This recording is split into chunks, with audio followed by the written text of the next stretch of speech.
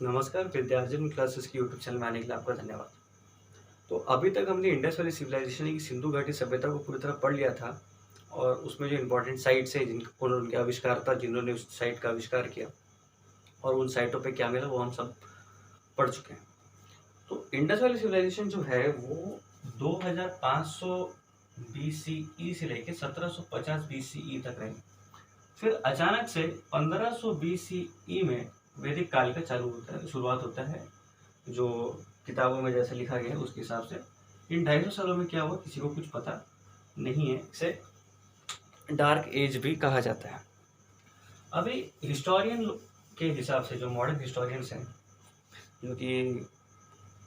जो हम सबको पता है, जो वामपंथी हिस्टोरियन है, उनके हिसाब से वैदिक काल की शुरुआत यानी कि हमारे सनातन धर्म का जो काल है उसका शुरुआत आज से 3000 साल पहले होता है।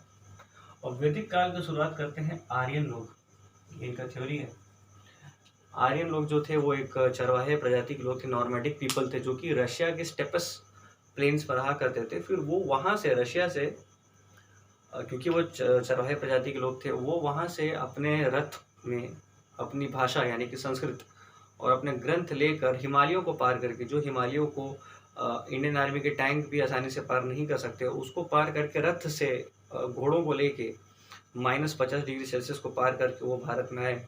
और भारत में आने के बाद उन्होंने क्या किया, जो सिंधु सभ्यता के लोग हैं उनको मार काट के अपना साम्राज्य स्थापित कर लिया। तो सोचने की बात यह है कि अगर सिंधु सभ्यता मान लीजिए 1750 BCE में ख़त्म होती है और जो आर्यन लोग हैं वो आते हैं, तो ये लोग बना बनाया बिल्डिंग, बना बनाया रोड, पक्के मकान, 2-2 मंजिले के मकान छोड़ के अचानक से वापस से चरवाहे कैसे बन गए। और ऐसा ही हुआ 1500 BCE में जब वैदिक पीरियड का जब शुरुआत हुआ, तो ये लोग चरवाही थे, ये लोग ट्राइबल लोग ही थे। और इनके जो छोटे छोटे जो ग्रुप्स थे उनको कहा जाता था जन। जो छोटे छोटे ग्रुप्स थे उनको जन कहा जाता था। तो हमको समझ में क्लियर कट ये समझ में आता है कि जो आर्यन इन्वेजन थ्योरी है, जो आर्यन लोग जो आके जो इन्वेट किए, वो एक बकवास थ्योरी है, उसका कोई अर्थ नहीं है। लेकिन क्योंकि किताबों में वो थ्योरी दी हुई है तो हमको वो थ्योरी पढ़ना है। तो जो जन हुआ करते थे, उन जन का जो लीडर हुआ करता था उसे राजन कहा करते थे। ये हमारा वैदिक काल की शुरुआत हो चुका है। अब वैदिक काल जो है उसको भी ब्रॉडली 2 खंड में बांटा गया है। एक है ऋग्वैदिक काल, जब केवल एक वेद था, ऋग्वैदिक काल। और फिर है लेटर वैदिक काल, जब हमने बाकी के 3 वेद, उपवेद, उपनिषद और हमारे जितने भी और जो शास्त्र हैं उनकी रचना जब कर ली थी, तो उसके पीरियड को हम लोग कहते हैं लेटर वैदिक पीरियड। ऋग्वैदिक पीरियड जो है वो 1500 BCE से लेकर 1000 BCE तक चला। और लेटर वैदिक पीरियड जो 1000 BCE से लेकर 500 BCE तक चला। फिर लेटर वैदिक पीरियड के बाद जितने भी महान साम्राज्य हैं उनका धीरे धीरे धीरे धीरे आगमन हुआ भारत के जमीन पर। तो ऋग्वैदिक पीरियड में क्या होता है, छोटे छोटे गांव से भी छोटे आप कह सकते हैं ग्रुप्स लोगों के, जो कि मुख्यतः जो थे एग्रीकल्चर करते थे, थोड़े ट्राइबल प्रजाति के रहे थे। तो वैसे लोग जो थे वो गंगा नदी किनारे, जो यूपी और बिहार में आज की तारीख में बह रही है, गंगा नदी किनारे ऐसे छोटे छोटे लोग आके बसना चालू हो गए। ये भी सोचने वाली बात है, जब उन्होंने सिंधु घाटी सभ्यता के लोगों को ख़त्म किया तो वो यूपी बिहार में कैसे बसे, वहाँ ही क्यों नहीं बस के रह गए। तो वहाँ पर बसना चालू हुए और उनके छोटे छोटे जो ग्रुप हुआ करते थे उन्हें कहा जाता है जन। और उनका जो राजा हुआ करता था उसे कहा जाता राजन। ठीक है। और फिर जो राजा का जो पोस्ट होता था वो हेरिडिटी पोस्ट होता था, यानी राजा का जो लड़का होता था वही अगला राजा बनता था। फिर उसके अलावा बहुत सारी असेंबली हुआ करती थी, असेंबलीज हुआ करती थी ऋग्वैदिक काल में। हम अभी लेटर वैदिक नहीं पढ़ रहे हैं, हम अभी ऋग्वैदिक पढ़ रहे हैं। तो छोटे छोटे लोग हैं, छोटी मोटी असेंबलियां किया करते थे, जिनका नाम हुआ करता था सभा, विधाता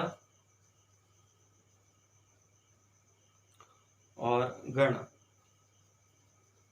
छोटी मोटी सभाएं हुआ करती थी, असेंबलीज हुआ करती थी, जहाँ पर राजा या फिर गाँव के अन्य लोग जो हैं वो आके विचार विमर्श किया करते थे, डिस्कशन किया करते थे। जो राजा हुआ करता, जो राजन हुआ करता था, उसके सपोर्ट में 3 लोग हुआ करते थे। एक होता था पुरोहित, ठीक, फिर एक होता था सेनानी सेनानी जो हुआ करता होगा वो डिफेंस के मैटर्स में राजा को सलाह देता होगा। और फिर हुआ करता था ग्रामीणी। अभी ग्रामीणी क्या है? तो जो गांव हुआ करते थे, जो ग्राम यानी कि जो गांव हुआ करते थे, उन ग्राम का जो हेड हुआ करता था उसका नाम, उसको हम कहते थे ग्रामीणी। तो राजा को सपोर्ट करते थे 3 लोग, पुरोहित, सेनानी और ग्रामीणी। ठीक है। इस समय में कहा जाता था, इस समय किसी भी प्रकार के वर्ण व्यवस्था नहीं थी। जो वर्ण व्यवस्था को बहुत मिसयूज जिसका किया गया आगे जाके।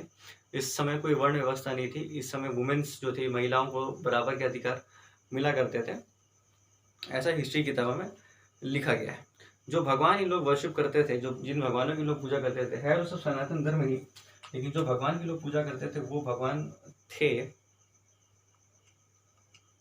जैसे कि इंद्र, यानी कि जो बारिश के देवता हैं, इंद्र भगवान, सोमदेव, ये प्लांट और जड़ी बूटी के देवता माने जाते थे। ठीक है। तो ऐसे भगवानों की लोग पूजा करते थे जो भगवान इनको साक्षात दिखते थे। जैसे बारिश हो रही है तो इंद्रदेव, और जो पेड़ पौधे दिख रहे हैं उनके लिए सोमदेव। ऐसा कर करके जो चीजें इनको दिखती थी, लोग उसकी पूजा करते थे।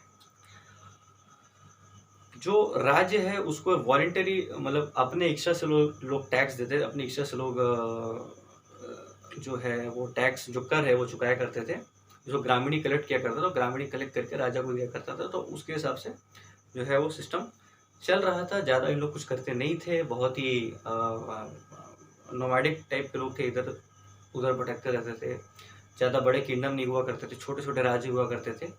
ज़्यादा कुछ ऋग वैदिक काल में कुछ है नहीं। इन लोगों का जो स्टेपल क्रॉप हुआ करता था वो हुआ करता था यवा।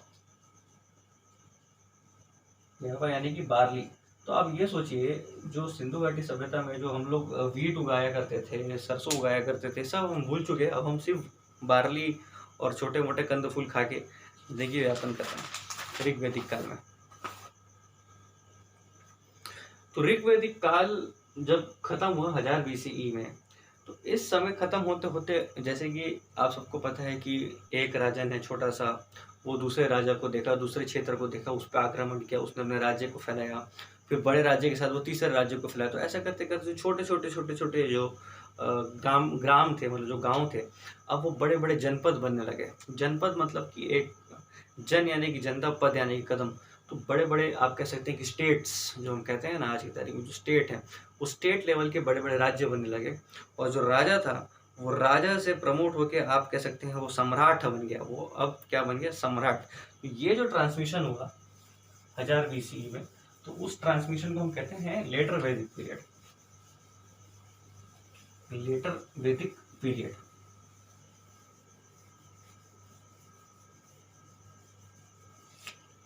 लेटर वैदिक पीरियड।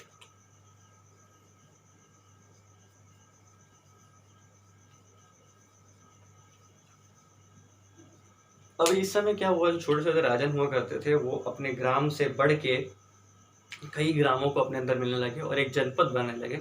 फिर कई जनपद मिलके महाजनपद बनने लगे। तो अब हम उस कालखंड में जा रहे हैं, अब हम उस टाइम पीरियड में जा रहे हैं। चीज़ें जो है वो एक्सपैंड होने लगी पूरे भारत में। जो जो यूपी बिहार के गंगा नदी किनारे जो रहने वाले जो राजन थे, जो आर्य लोग थे, वो पूरे भारत में राज्य करेंगे, ऐसा किताबों में लिखा गया है। जबकि हमें पता है कि हमारा जो धर्म है और जो हमारी जो सभ्यता है वो आज से नहीं, कई हजार करोड़ों सालों पूर्व है। भगवान राम का जन्म अयोध्या में हुआ था कई हजार साल पूर्व। तो ये जो थ्योरी है, एक थ्योरी है, हिस्ट्री का एक थ्योरी है, जिसको हिस्टोरियंस जो हैं मान उन्होंने रखा है, जिनके खुद के दिमाग में एक प्री कंसीव्ड नोशन होता है। खैर ये हमारे सिलेबस में तो हमको पढ़ना है। तो सबसे पहले लेटर वैदिक पीरियड में ये है कि जो राजा है, राजन जो है, उसका प्रमोशन हो गया सम्राट में। और जो हमारे ग्राम हुआ करते थे, जो हमारे गांव हुआ करते थे, अब उनका प्रमोशन हो गया है जनपद, और जनपदों का प्रमोशन हो गया है महाजनपद में। कम से कम 16 महाजनपद थे हमारे लेटर वैदिक पीरियड में। उनमें से एक था मगध। फिर मगध साम्राज्य बना, उसके बारे में हम अगले क्लास में पढ़ेंगे। अभी हमको पढ़ना है कि इस समय क्या हो रहा था।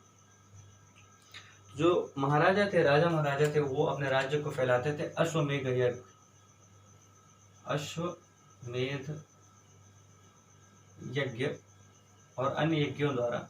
अश्वमेध यज्ञ में ये होता था कि एक घोड़ा होता था, उस घोड़े को भेज दिया जाता था और उस घोड़े के पीछे उसके रखवाले, जहाँ जहाँ घोड़े के पैर पड़ते थे वो इलाका राजा का हो जाता था।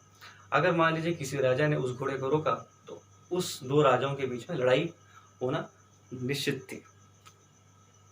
फिर इसी समय दो चीजों का और आगमन होगा।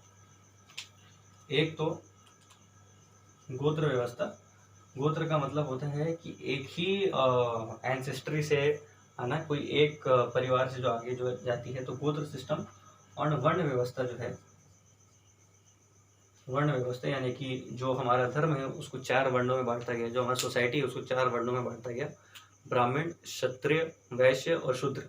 हालांकि जो वर्ण व्यवस्था है वो कर्म के आधार पर मिलनी चाहिए, लेकिन ऐसा माना जाता है कि कर्म के आधार पर ना मिलकर इसको हेरिडेटरी बेसिस पे कर दिया गया, यानी कि ब्राह्मण का बेटा ब्राह्मण और राजा का बेटा राजा। यही जो गलती है, इसी गलती की वजह से हमारा जो सोसाइटी का जो स्ट्रक्चर है और हमारा जो धर्म का जो स्ट्रक्चर है यहीं से कमजोर पड़ना चालू हो गया। जबकि असल में जो हमारे शास्त्रों में लिखा है, वर्ण व्यवस्था कर्म के आधार पर, कार्यों के आधार पर मिलनी चाहिए। आगे बढ़ते हैं।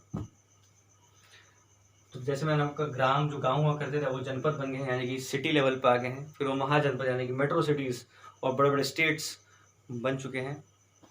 देन इस समय जो हम लोग यवा खाते रहते थे, जो हम लोग बार्ली खाते थे, अब हम लोग व्हीट और राइस, गेहूं और चावल वापस से हमारे अब स्टेपल फूड में आ चुके हैं, ये हमारे मुख्य खाने में आ चुके हैं। और फिर ये कहा जाता था कि ऋग्वैदिक काल में, इस काल से पहले वाले काल में, ऋग्वैदिक काल में मूर्तियों की पूजा नहीं होती थी, और इस काल में हम लोग मूर्तियों की पूजा चालू कर दिए। आइडोलेट्री यानी हम मूर्तियों की पूजा, भगवान उन लोगों की मूर्तियों की पूजा भी चालू कर दिए इस समय। तो ये सारे चेंजेस हुए। और वैदिक पीरियड में जैसे कि आप समझ सकते हैं कि एक जो हम जितने भी हमारे इतिहास है, जैसे कि महाभारत, रामायण, तो हम उस समय जो हम देखते थे, जैसे राजा महाराजा हुआ करते थे, जैसे प्रजा हुआ करती थी, जैसा स्ट्रक्चर हुआ करता, तो वैसे स्ट्रक्चर का वापस से एक आप कह सकते हैं कि बनना चालू हो गया है लेटर वैदिक पीरियड में।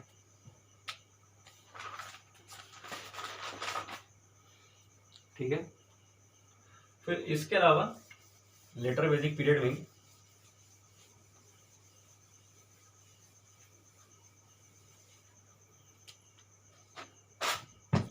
इसी समय हमारे कुछ लिटरेचर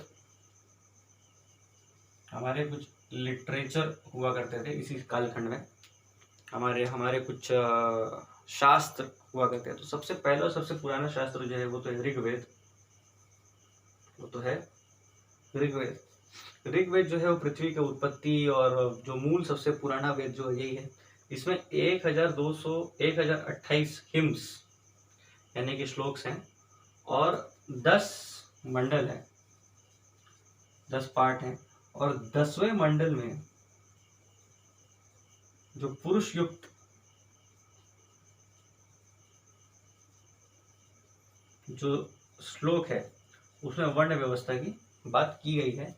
और तीसरे मंडल में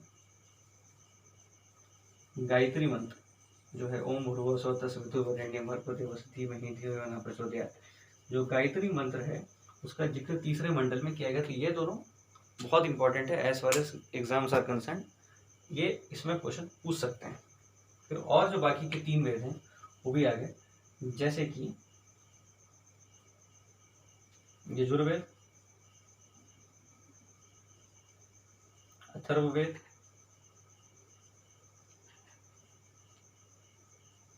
सामवेद। यजुर्वेद में जो युद्ध की कला है, जो वॉर्स की कला है, लड़ाई करने की जो कला है, हथियार बनाने की कला है, उसके बारे में बात किया गया है मुख्यतः। सामवेद में जो कला है, जो संस्कृति है, जो संगीत है, जो नृत्य है, उसके बारे में बात किया गया है। जो अथर्ववेद है उसमें जनरली जो इंजीनियरिंग के एस्पेक्ट्स हैं, जो आर्किटेक्चरल एक्सपेक्ट्स हैं कि मंदिर का निर्माण कैसे किया जाए, मंदिर के डायमेंशंस क्या होने चाहिए, गर्भगृह कहाँ रखना चाहिए, उसके बारे में बात किया गया। तो हमारे पास चारों वेद आ गए हैं, ऋग्वेद, यजुर्वेद, अथर्ववेद और सामवेद। ठीक है। और हर वेद के अंदर एक उपवेद होता है, एक सब सेक्शन होता है। जैसे कि ऋग्वेद के अंदर जो उपवेद है, उपवेद वो है आपका सबसे फेमस आयुर्वेद। आयुर्वेद में हम सबको पता है कि जड़ी बूटियों का प्रयोग करके कैसे हम हेल्थ रिलेटेड जो हम जितने भी स्टडीज है, वो आयुर्वेद जो है एक तरह का उपवेद है जो कि ऋग्वेद के अंदर आता है। वैसे यजुर्वेद के अंदर जो आता है वो आता है धनुर्वेद। धनुर्वेद, हाँ धनुर्वेद। तो धनुर्वेद में वही युद्ध की कला है और युद्ध कैसे किया जाए, युद्ध की संरचना क्या हो, चक्रव्यूह कैसे बनाया जाए, इसके बारे में जो उपवेद है वो है धनुर्वेद, जो कि यजुर्वेद के अंदर आता है। अथर्ववेद के अंदर जो उपवेद है वो है शिल्पवेद। शिल्पवेद, जो शिल्पवेद है उसमें आर्किटेक्चर के बारे में बात किया गया है कि मंदिर का निर्माण या फिर घरों का निर्माण, वास्तुशास्त्र वगैरह, वो अथर्ववेद के अंदर आता है। सामवेद का जो उपवेद है वो है आपका ध्रुपद राग। ध्रुपद राग, इसमें वही संगीत, नृत्य और जितने भी अन्य जो आर्ट फॉर्म्स हैं उसके बारे में बात किया गया है। तो ये है आपके वेद और उपवेद।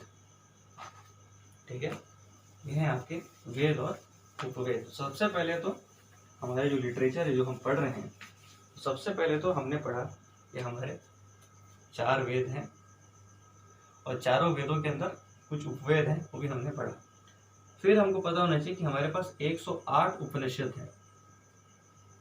108 उपनिषद है।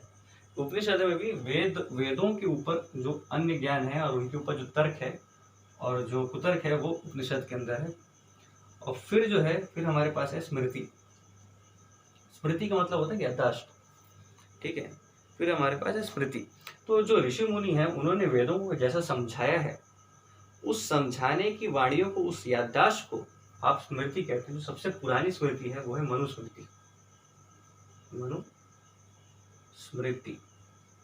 और फिर है हमारे पास इतिहास।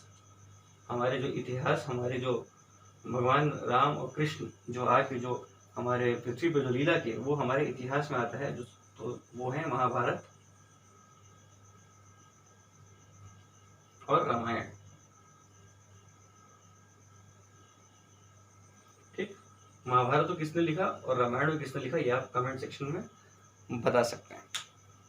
तो ये थे हमारे लिटरेचर जो कि लेटर वैदिक पीरियड में डेवलप करे। वेद, उपनिषद, स्मृति, इतिहास और भी बहुत सारे, लेकिन एग्जाम्स के लिए इतने ही इम्पोर्टेंट हैं।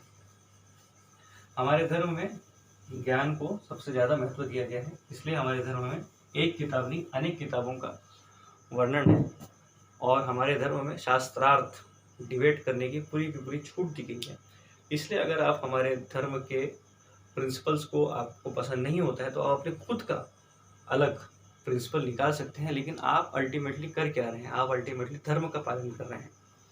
तो उसी हमारे धर्म में से जो एक अलग धर्म निकल कर आया वो है जैन धर्म और बुद्ध धर्म, यानी कि जैनिज्म और बुद्धिज्म। इनको जो हमारे सनातन धर्म है उनकी कुछ बातें पसंद आई, नहीं आई, या फिर इनको अपना एक अलग तरीका निकालना था ईश्वर की प्राप्ति के लिए। उन्होंने दो और धर्म जो हमारे ही धर्म की सबसेट है वो है जैनिज्म और बुद्धिज्म। अब इनके बारे में हम अगले क्लास में पढ़ेंगे। तो ये था वैदिक काल, इसमें हमने ऋग वैदिक काल और फिर हमने लेटर वैदिक काल के बारे में पढ़ा। धन्यवाद।